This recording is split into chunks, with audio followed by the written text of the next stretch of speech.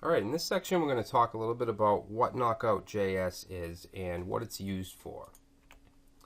So KnockoutJS, or KO, is a popular JavaScript library that helps create responsive and interactive web applications. And Knockout works directly with the web application's underlying data model. So when we hear the words JavaScript library, many people will think of jQuery.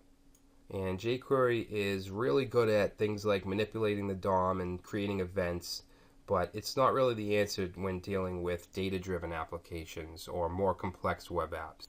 Knockout gives us a much more complex way to interact with the data model. So how does it do that? It does that through two-way data binding. This links the data model to the UI and allows for easy synchronization. Alright, and if you've ever used AngularJS, then you've probably dealt with two-way data binding. So that brings us to the question, why not Angular? Well, like jQuery, Angular is also different from Knockout. Knockout is a data binding library, and Angular is classified more of a full framework.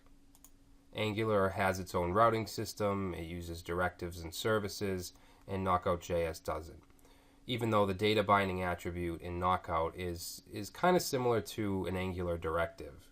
But Angular is more of an out-of-the-box solution, where Knockout is more of a tool that you'll use in your app development. So KnockoutJS has three core concepts, and we're going to go over these a lot more in later videos, but I just wanted to give you just a quick definition. Alright, so declarative bindings, we basically talked about this. This is the link between the UI and the data. This is all done using the data bind attribute, which we'll take a look at next.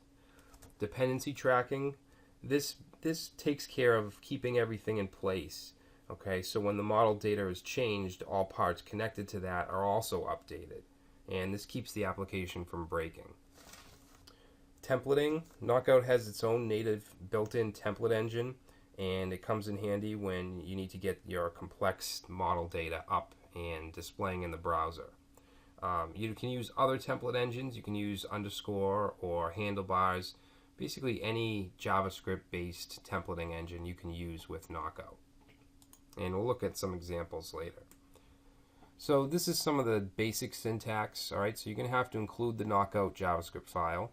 And right here we're just using the CDN from Cloudflare, and we're using version 3.3. And then here we have a paragraph, an HTML paragraph with a span tag, and you can see that the span tag has an attribute of data bind. Okay, so this is the basic building block of KnockoutJS. Alright, you say what we're doing here is we're displaying a variable called name. Alright, now down here in the JavaScript we have a function called viewModel, and we're setting this.name, and we're setting it to a text string Brad that's wrapped in ko.observable. Alright, and this observable is what's going to keep everything together. Alright, so when the data model updates, everything around it is also going to keep up with the changes.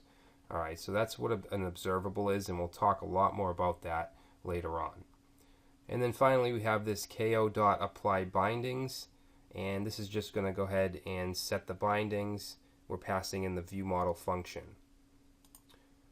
So those are the absolute basics and fundamentals of KnockoutJS. The most important thing to know is that it was created to have the UI, to have your application directly interact with data, alright, with the business logic. So that's the end of this section, and I will see you in the next.